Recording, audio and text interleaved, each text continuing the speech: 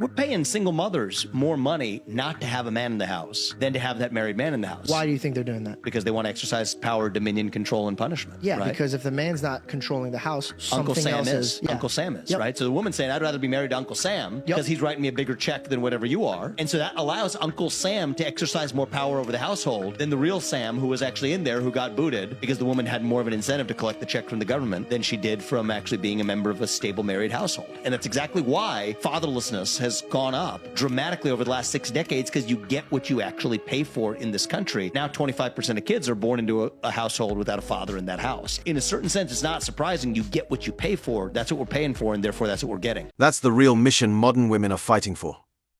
As the market spirals out of control, these women create arguments so full of holes they could be used to make Swiss cheese. They'll claim men aren't around while flaunting their rings at the club. Accuse you of being a bad father while teaching your children to despise male roles, and when caught cheating, it's somehow your fault for working hard to provide. The worst part, they don't even realize who they're truly serving. They think their march toward independence is a power move. But they're just falling into the clutches of a bureaucratic pimp, handing over their chosen fools for payment when the rent is due, all while contributing nothing to the home. If a man says to you that a woman is crazy or difficult, ask him, what bad thing did you do to her?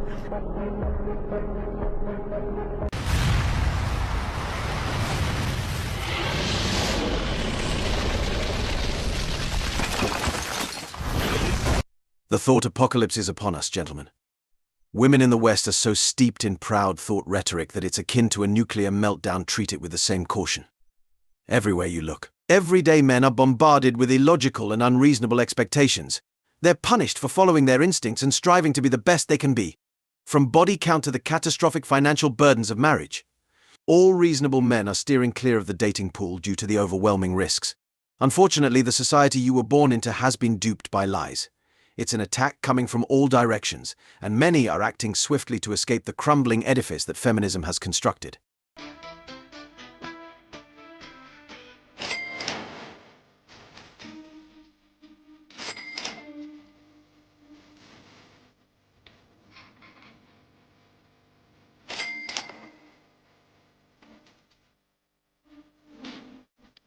There's no amount of dinners that you will ever buy for me that will get my panties off. So you really need to figure out what it is that you think you have to offer and what it is that you think I value, because it's never going to happen without real investment. And that's not what you do. And I get that that's satisfactory for some others, but it's not enough for me. Leave her with the bill, brother. There's a reason female products cost more, and it's not because they're victims. The media loves to push that narrative, but real men know the truth. Women are naturally agreeable, following trends just to elevate their status among their problematic friend group.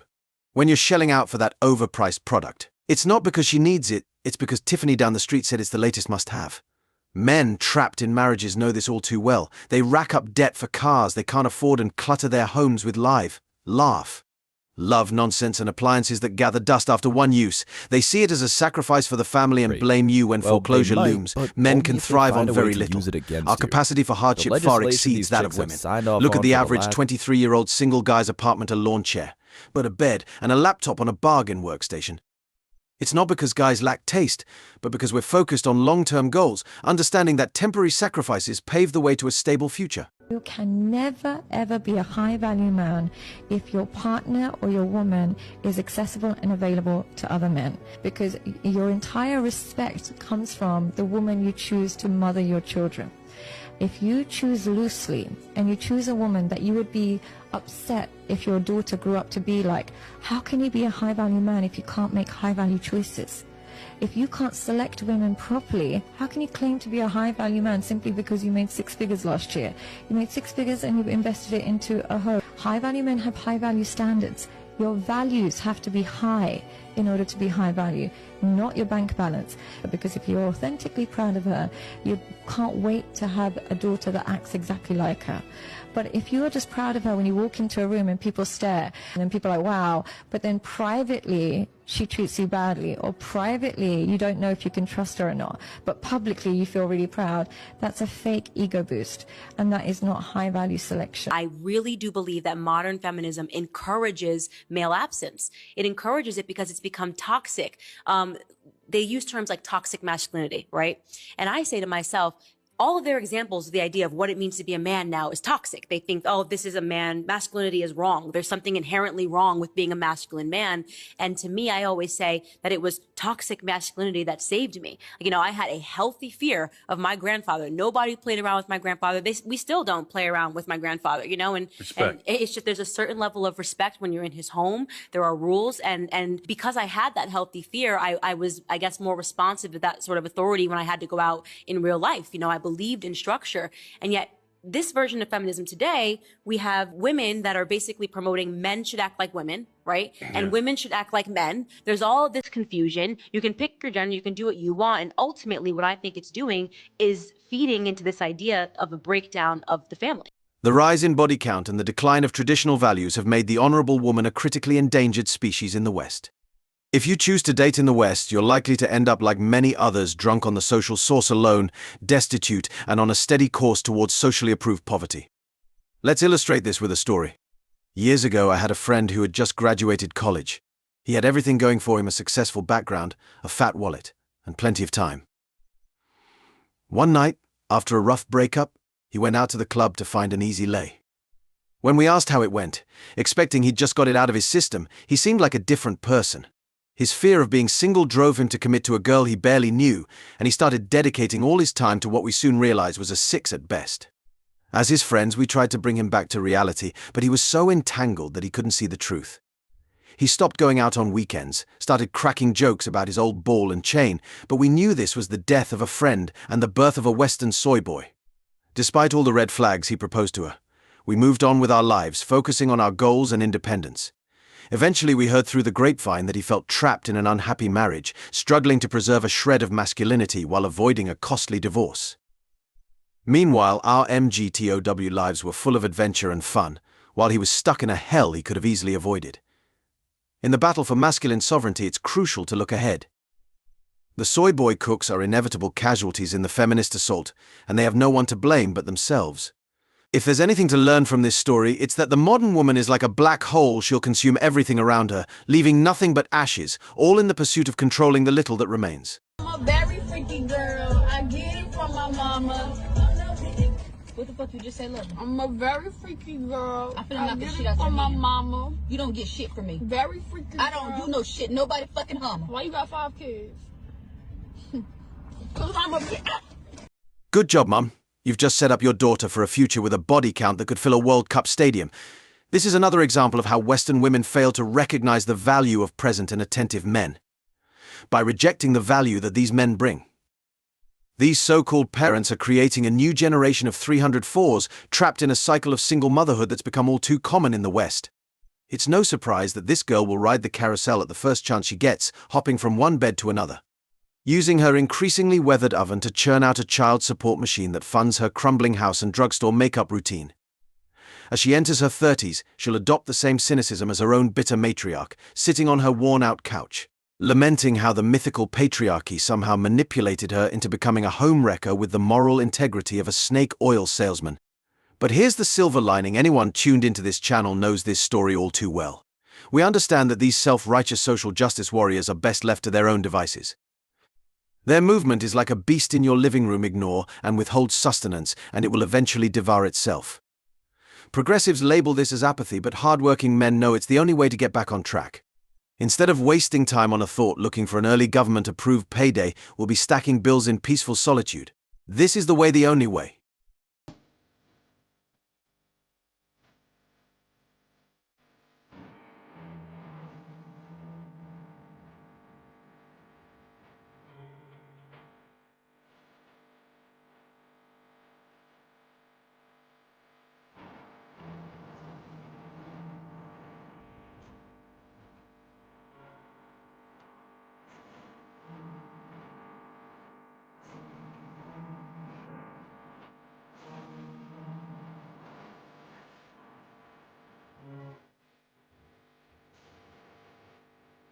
I just wish boys would think. Like, just think for a second. We do. That's why you have a ceiling fan above you. Because a man thought about it and invented it. And these LED strip lights, a man thought of that. Oh, and your AC unit, a man thought of that. Your Wolverine nails, A man thought of that too. Come to think of it, a man thought up everything that you use on a daily basis. Dang, that's tough. Passport bros. They're allegedly getting passports and traveling to different countries to find mates, women to marry, who have values that they admire. Well, I'm a mother of 4 sons, and one of my sons married a woman from Spain. And I'm here to tell you, she is the most precious person in the world. She's very well educated. She's very elegant. She's very feminine. She knows how to cooperate with my son and not be demanding and entitled and ungrateful for the things that he does for her. Well, women in America have grown so entitled and so demanding that they think they can do anything they want to do and get away with it, treat a man any way they want to treat him, and even denigrate him when they weigh 300 pounds and he wants someone who looks feminine, who behaves feminine, who takes care of herself. I'm going to encourage my other sons who are not married to get a passport. There's no question why many men are looking overseas to increase their likelihood of stability. It's not about us or anyone with even a modest amount of common sense. It's about the systemic issues that have been festering for almost a century. Feminists have worked tirelessly to control our institutions, shaping a narrative where girls are taught from a young age by indoctrinated parents and contaminated school systems that they deserve everything men have worked so hard to build. They're led to believe that they don't need to cook, clean, or care for their children, that these are outdated practices with no place in the developed world. Instead, they're promised a cushy job and a devoted partner simply because of their existence. This sense of entitlement often leads them to believe they deserve special treatment, only to end up alone, lamenting on TikTok or YouTube about how a reasonable guy walked away after discovering a list of past hookups on their phone. I'm going to keep pursuing what I'm pursuing.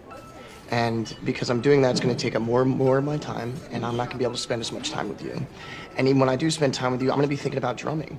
I'm going to be thinking about jazz music and my charts and all that. And because of that, you're going to start to resent me. And you're going to tell me to ease up on the drumming, spend more time with you because you're not feeling important. And I'm not going to be able to do that. And really, I'm just going to start to resent you for even asking me to stop drumming. And we're just going to start to hate each other. And it's going to get it's going to be ugly. And so for those reasons, I'd rather just, break it off clean.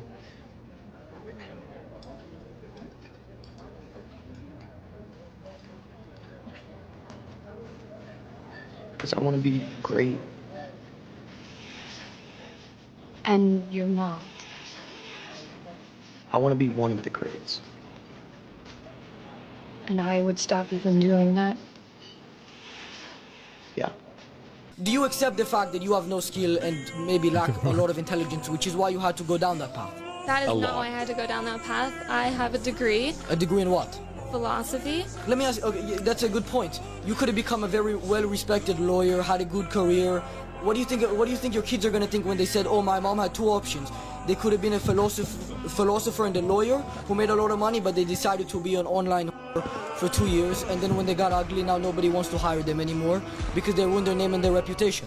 All enlightened men know that this is the only way to achieve true success. For those following the MGTOW and Passport Bros path, the message resonates deeply. Don't sacrifice your life for negative returns or turn a blind eye to your loyal brothers. Instead, embrace the path that leads to a life of pride and personal fulfillment. The way of MGTOW and Passport Bros is a directional promise, a middle way that offers a chance to live life on your own terms. It means waking up each morning with the freedom to shape your day as you see fit. As Miyoto Mushi wisely said, the way you do anything is the way you do everything. Choosing this path is more than just a decision, it's a commitment to value your time and efforts. Whether you're choosing between a nihilistic mindset or a beautiful Ferrari, a used-up 304 or a new laptop, a high body count or a high credit score, adopting a zero-thought policy towards the chaos of modern dating ensures a bright future.